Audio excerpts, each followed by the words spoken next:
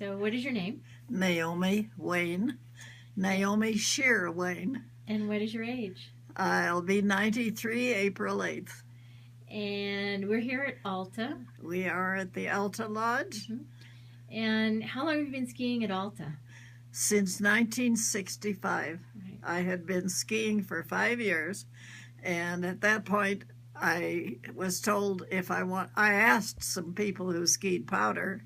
They were in the trees while we were skiing on groomers, and they said, come to the Alta Lodge in Alta, Utah, and take lessons from Eddie Morris, and you will learn to ski powder. Wow. And it was over the head the first time I ever skied powder. Oh my God. We really learned to ski powder here. Yeah, no kidding. And so you ski every day now? Well, I've skied 9 days straight. I took today off. And what's the difficulty of skiing you ski now? Not a great deal. I don't. I like to ski easy stuff. I ski groomers, and I skied everything until 5 years ago. And I remember the last steep. It's called Gunsight, and it's a certain aspect of Gunsight, Tower 3, which is pretty good. Let's put it this way. Pretty hairy. And, well, I didn't think of it as hairy. I thought of it as a climb up. I had to climb. And climbing at 10,000 feet was, I said, I can't do this again. This is it. I'm never going to do this again.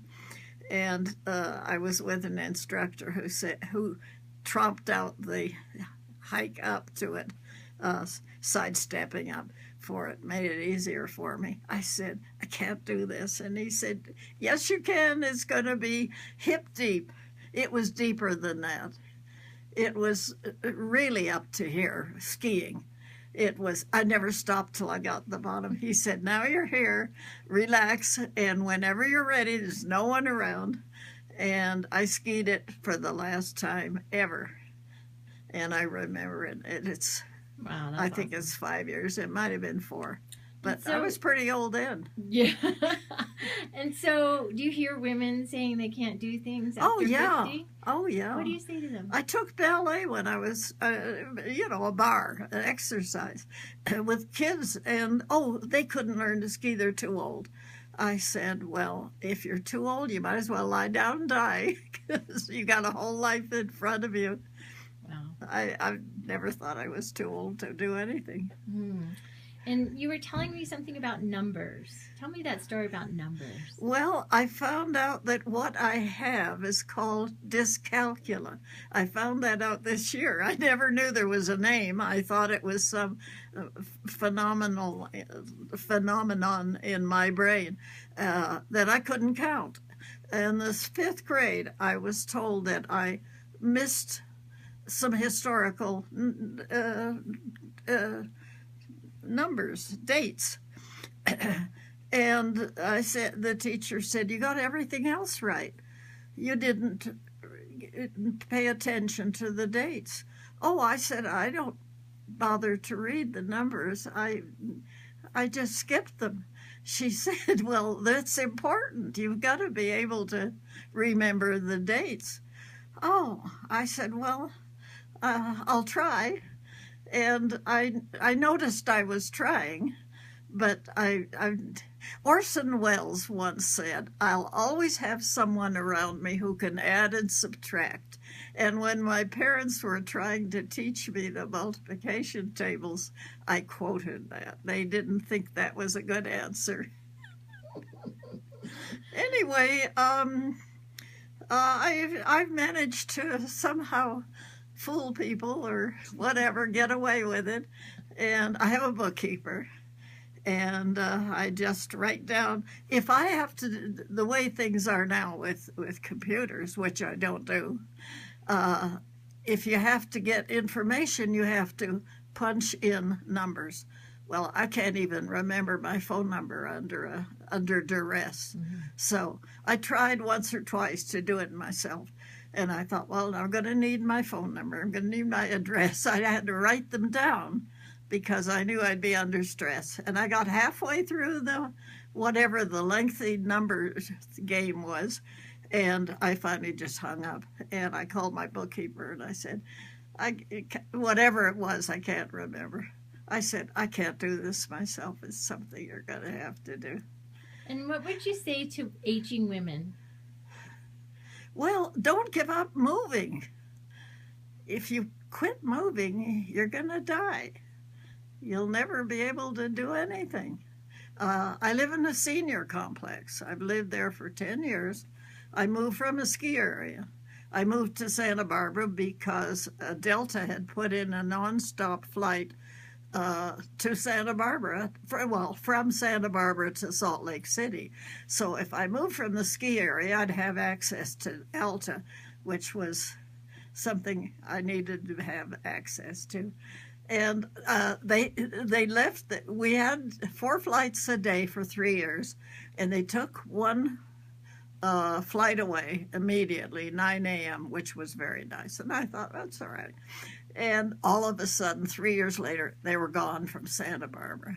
There's a big headline in our local paper, and I nearly died. I thought, well, I have to go to LAX, which is this very huge airport, and it takes 2 hours to drive there. And it takes longer to fly there because you have to get to the local airport first. So anyway, I managed that, and I come here every 2 weeks. That's amazing. Half of each month. Half of each month. It's 5 months of skiing. They used to stay open through May, but they don't anymore. Yeah. And so what's one thing you do to stay mentally active? Well, I read a great deal. I go to lectures. We have a lot of events where I live anyway, and most of them I don't bother with, but I drive so I can go anywhere I want. And I take classes. I go to lectures. I love chamber music. I belong to 2 chamber music groups. One is at our art gallery. We have a very nice little art gallery in Santa Barbara, and one is at the Music Academy, which is world noted, and I've been attending things there for a great many years, 50, 60 years. And we have a great local play company, puts on theaters, plays every month or every 2 months, really. And I don't miss any of those. And occasionally I've gone to Los Angeles for something, but it's a big hassle to go that far. It's much easier to drive 6 hours to San Francisco than 2 hours to Los Angeles. It really is. And I used to get to San Francisco a great deal. But I now drive up the coast. This summer I drove all the way to Mendocino along the coast, which is a tortuous drive, which I loved. I took 6 days to get there. And then I took an elder hostel. I've done a great have you heard of elder hostel? I have not. Oh, it's older person's travel group. And I've done over 50 of those. And I did something else I've never done. I skied in Europe a few weeks ago, Wow. which I thought I'd never get to do. There's an over 70 ski club in the East. They have 4,000 members.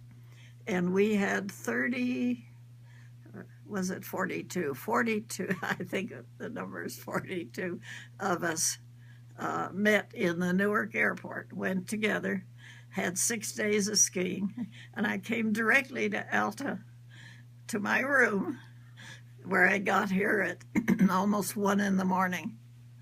Wow. Getting from there to here That's was amazing. I wouldn't do that again.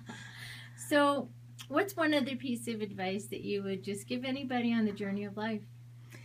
Keep interested in it. The more things that interest you, the better.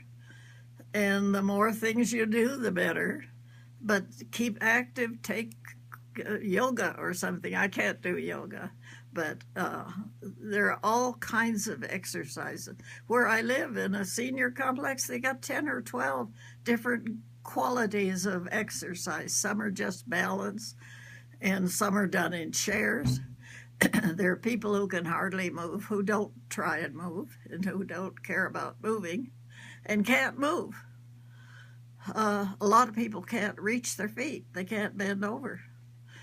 So, you know, the more you do, and don't give up, unless you can't, you know. Yeah.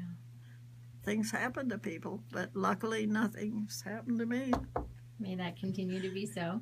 And so is life good? Life is fine. I'm perfectly satisfied continuing to live as long as I can be active. Awesome. Thank you, thank you, thank you. I appreciate you, Naomi.